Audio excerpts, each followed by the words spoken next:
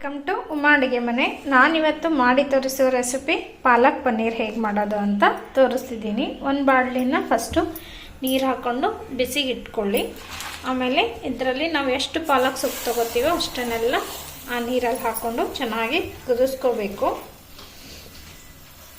ಒಂದು 2 ರಿಂದ 3 ನಿಮಿಷ ಚೆನ್ನಾಗಿ ಕುದಿಸ್ಕೊಳ್ಳಿ. ನೋಡಿ ಈ ಥರ ಕುದ್ದಿದ್ದಾಗಿದೆ. ಈಗ ನೀರೆಲ್ಲ ಜಾನ್ಬಿಟ್ಟು ಇದನ್ನು ತೆಕ್ಕೊಂಡ್ಬಿಡಿ. ಸೊ ನೋಡಿ ಈ ಥರ ನೀರೆಲ್ಲ ಜಾನ್ಕೊಂಡ್ಬಿಟ್ಟು ಮಿಕ್ಸಿ ಜಾರಿಗೆ ಹಾಕಿ ಆಮೇಲೆ ಒಂದು 2 ರಿಂದ 3 ಹಸಿಮೆಣಸಿನ್ಕಾಯಿ ಹಾಕಿ ರುಬ್ಕೊಂಡ್ಬಿಡಿ. ಸೊ ಈ ಥರ ಗ್ರೇವಿನ ರೆಡಿ ಮಾಡಿ ಇಟ್ಕೊಂಡಿದ್ದೀನಿ. ಈಗ ಒಂದು ಬಾಣಲಿಗೆ ಎಣ್ಣೆ ಹಾಕ್ಕೊಂಡು ಎಣ್ಣೆ ಕಾದ್ಮೇಲೆ ಅದಕ್ಕೀಗ ಸಾಸಿವೆ ಜೀರಿಗೆ ಹಾಕ್ಕೊತಿದ್ದೀನಿ. ಆಮೇಲೆ ಶುಂಠಿ ಬೆಳ್ಳುಳ್ಳಿ ಪೇಸ್ಟ್, ಆಮೇಲೆ ಆನಿಯನ್, ಈರುಳ್ಳಿನ 1 ಕಪ್ಪಷ್ಟು ಹೆಚ್ಚಿಟ್ಕೊಂಡಿದ್ದೀನಿ.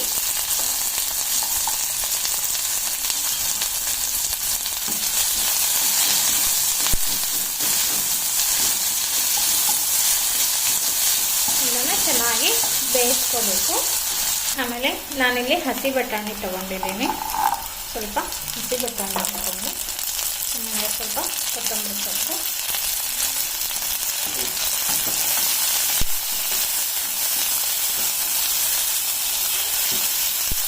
ಈಗ ಇದಕ್ಕೆ ನಾವು ಮಾಡಿಟ್ಕೊಂಡಿರೋಂಥ ಗ್ರೇವಿನ ಹಾಕೋತಿದ್ದೀನಿ.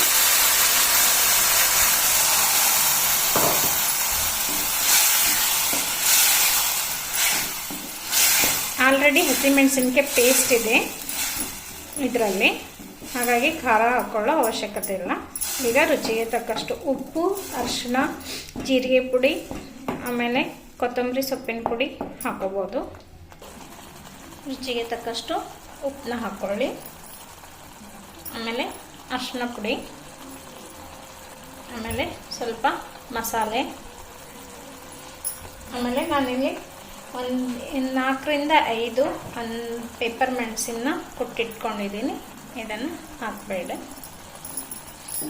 ಚೆನ್ನಾಗಿ ಮಿಕ್ಸ್ ಮಾಡಿಕೊಂಡು ಒಂದು 2 ರಿಂದ 3 ನಿಮಿಷ ಲೋ ಫ್ಲೇಮಲ್ಲಿ ಇಕ್ಕಿ ಕುದಿಯಲು ಬಿಡಿ.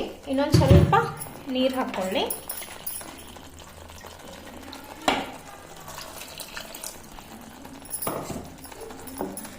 ಹಾಕ್ಕೊಂಡು ಇದು ಲೋ ಫ್ಲೇಮಲ್ಲಿ ಇಟ್ಕೊಂಡು ಚೆನ್ನಾಗಿ ಕುದಿಸ್ಕೊಳ್ಳಿ. ಸೊ ಈಗ ನೋಡಿ ಚೆನ್ನಾಗಿ ಆಗಿದೆ ಗ್ರೇವಿ ಕೂಡ. ಈಗ ಇದಕ್ಕೆ ನಾನು 1 ಕಪ್ ಅಷ್ಟು ಪನ್ನೀರನ್ನ ಕಟ್ ಮಾಡಿ ಇಟ್ಕೊಂಡಿದ್ದೀನಿ, ಅದನ್ನು ಸೇರಿಸ್ತಾ ಇದ್ದೀನಿ.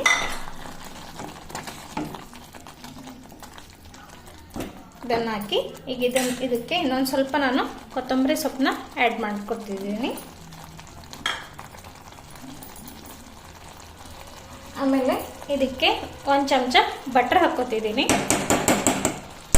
ಬಟರ್ ಹಾಕೊಳ್ಳೋದ್ರಿಂದ ತುಂಬ ಚೆನ್ನಾಗಾಗುತ್ತೆ.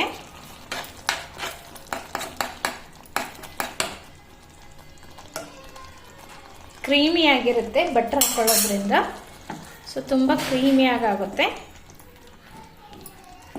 ಈಗ 1-2 ನಿಮಿಷ ಪನ್ನೀರ್ ಹಾಕಿದ್ಮೇಲೆ 1-2 ನಿಮಿಷ ಅಥವಾ 1 ನಿಮಿಷ ಅಷ್ಟೇ ಬಿಡಬೇಕು.